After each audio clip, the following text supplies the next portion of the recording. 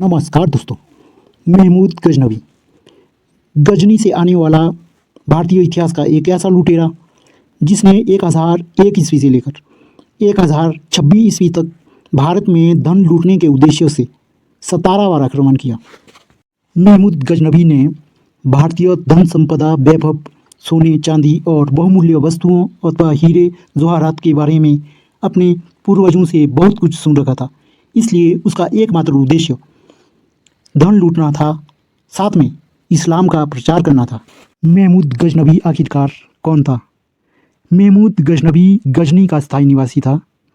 गजनी वर्तमान अफगानिस्तान के मध्य में विद्यमान है और इसके वंश की अगर बात करें तो महमूद गजनवी यामनी वंश के एक तुर्क सरदार का बेटा था जिसका नाम सुबुकुतगीन था। यह गजनी का शासक था। महमूद गजनवी का जन्म 971 ईस्वी में हुआ। 27 वर्ष की आयु में 998 ईस्वी में वह सिंहासन पर बिठाया गया और शासन अध्यक्ष बना। इसने अपने शासन पर बैठते ही मध्य एशिया तथा पूर्वी ईरान, अफगानिस्तान, पाकिस्तान और उत्तर पश्चिम भारत, काबुल और कारगिल और कश्मीर में अपना साम्राज्य स्थापित किया। इसके अतिरिक्त भी उसने मध्य एशिया के बहुत से क्षेत्रों को जीत लिया।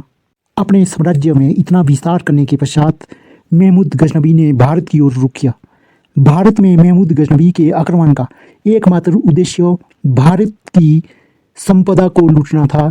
यहाँ के हीरे जवाहरात, सोना चांदी और बहुमूल्य वस्तुओं को लूटकर अफगानिस्तान ले जाना था।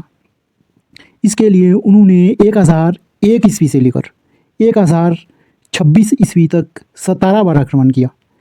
महमूद गजनवी ने भारत में प्रथम आक्रमण उत्तर पश्चिम सीमा पर किया, जिसमें उन्होंने सिंधु नदी के पश्चिम क्षेत्र में कुछ नगरों और दुर्गों को लूटकर अपने साम्राज्य में मिला दिया और इसके पश्चात बहुत सी धन संपदा लेकर गजनी चला गया। महमूद गजनवी ने अपना दूसरा आक्रमण 1001 ईस्वी में पेशावर के शासक जयपाल के विरुद्ध किया। जयपाल युद्ध में इतनी बुरी तरह से हार गया कि उसने आत्महत्या कर ली और इसलिए वहाँ के लोगों ने पेशावर का शासक जयपाल के पुत्र आनंदपाल को बना दिया। इस हार के बाद महमूद गजनवी के हाथ में भारी मात्रा में सोना चांदी, हीरे जवाहरात, आभूषण लगे। साथ में उसने 2.5 लाख दीनार तथा 50 हाथी युद्ध हानि के रूप में जयपाल के ले लिए और साथ में उसके कोष की सारी संपत्ति लूटकर वो अफगानिस्तान चला गया। इस प्रकार महमूद गजनवी प्रत्येक वर्ष आक्रमण करता रहा और भारतीय धन संपदा को लूटकर ले जाता रहा। 1003 ईस्वी में उसने बीरा पर आक्रमण किया, जो झेलम नदी के पार का क्षेत्र था। चौथा आक्रमण उसने 1006 ईस्वी पर मुल्तान पर किया और मुल्तान पर आक्रमण करने के लिए उन्होंने आनंदपाल से मार्ग मांगा, लेकिन आनंदपाल ने उसे मार्ग देने से इनकार कर लिया। इसलिए उन्होंने पुनः पेशावर के शासक आनंदपाल को आक्रमण करके उसको बुरी तरह से हरा दिया। साथ में नगर में कत्लेआम किया और बहुत सारी संपत्ति लूटी। 1007 ईस्वी में महमूद गजनवी ने भटिंडा के शासक सुखपाल पर हमला करके उसे बुरी तरह से हरा दिया। साथ में 1011 ईस्वी में महमूद गजनवी ने पंजाब की पहाड़ियों में नगरकोटा के किले पर आक्रमण किया।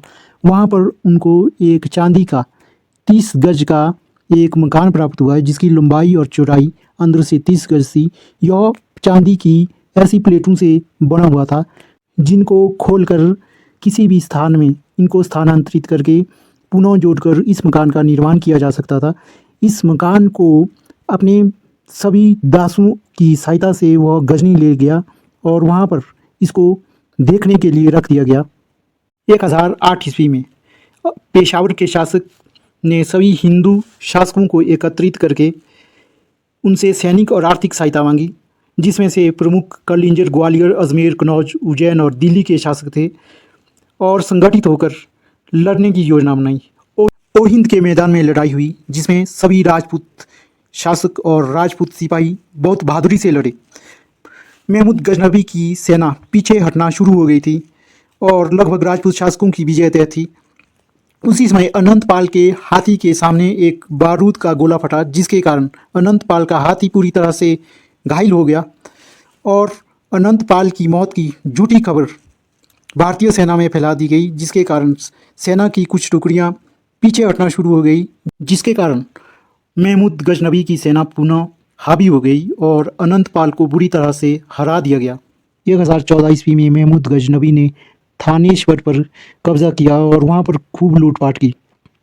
1015 ईस्वी में उसने कश्मीर में आक्रमण करके वहाँ से भारी धन संपदा लूटकर वह गजनी ले गया।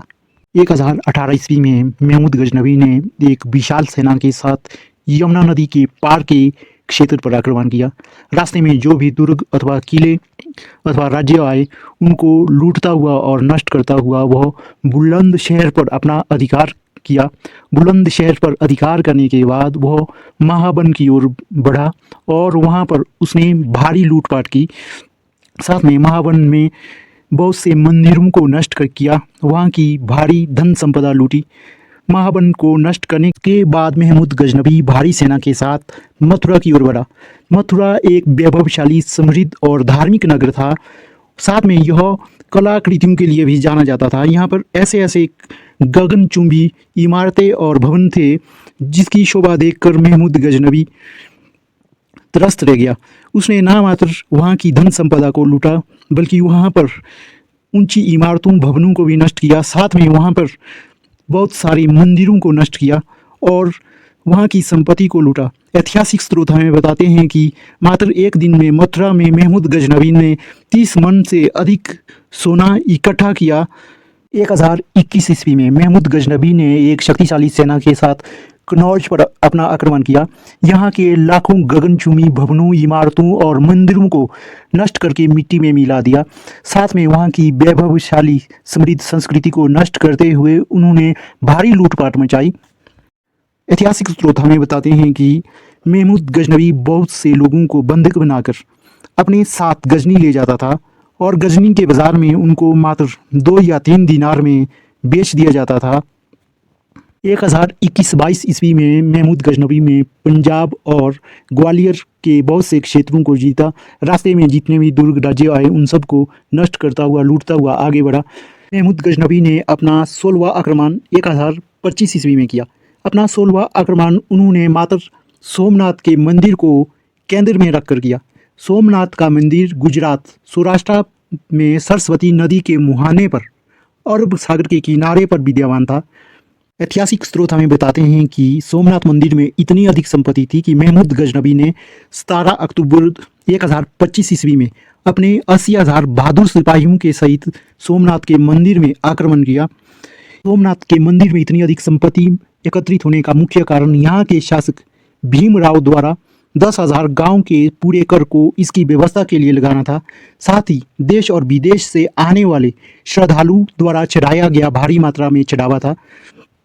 ऐतिहासिक स्रोत हमें बताते हैं कि यहाँ पर प्रतिदिन 1 लाख यात्री भेंट चढ़ाते थे और प्रतिदिन 1 लाख यात्री यहाँ पर दर्शन करते थे और प्रतिदिन संध्या आरती में सोमनाथ की मूर्ति की सेवा के लिए 1000 ब्राह्मण तत्पर रहते थे और सोमनाथ की मूर्ति के स्नान के लिए 200 मील से गंगा का जल लाया जाता था। दुखद बात यह है कि वहाँ के शासक भीमदेव मारे भय के राजधानी छोड़कर अपने संबंधियों के वहाँ भाग गया। वहाँ के नगर के लोगों ने भी अपनी आत्मरक्षा के लिए हथियार नहीं उठाए, इसलिए महमूद गजनबी ने इस नगर को खुलेआम बुरी तरह से लूटा और 5000 हिंदुओं का वहाँ पर कत्लेआम किया।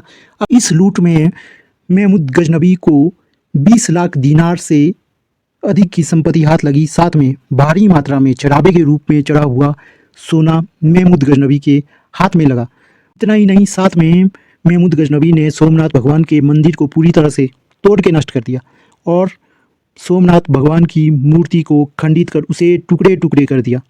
महमूद गजनबी ने अपना अंतिम आक्रमण 1026 और 27 ईस्वी में किया, क्योंकि जिस समय महमूद गजनबी सोमनाथ के मंदिर से लूटा हुआ माल गजनी ले जा रहा था, उस समय जाटों ने उसको रास्ते में तंग किया था, उसका कुछ माल लूट लिया था।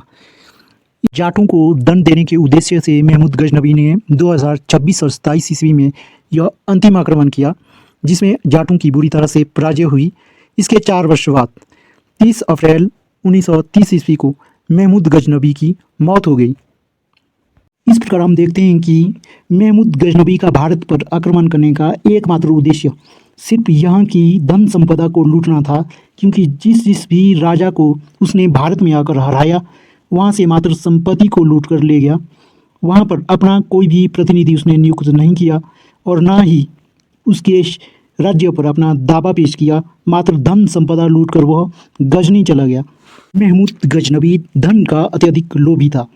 ऐतिहासिक स्रोत हमें बताते हैं कि तत्कालीन इतिहासकार फिरदौसी ने उनसे शाहनामा लिखने की 60,000 स्वर्ण मुद्राओं की मांग की थी, लेकिन महमूद गजनबी ने अंतिम समय में उनको ये मुद्राएं देने से इनकार कर दिया। शाहनामा में लिखा है कि अत्यधिक लोभी होना उसके चरित्र का एक बड़ा दोष था। अपनी अंतिम समय में जब वह मौत की शैया में लेटा हुआ था तो वह अपने भरे कोष को देखकर बार बार रो जाया करता था। शायद उसको संपत्ति छूटने का मोह था।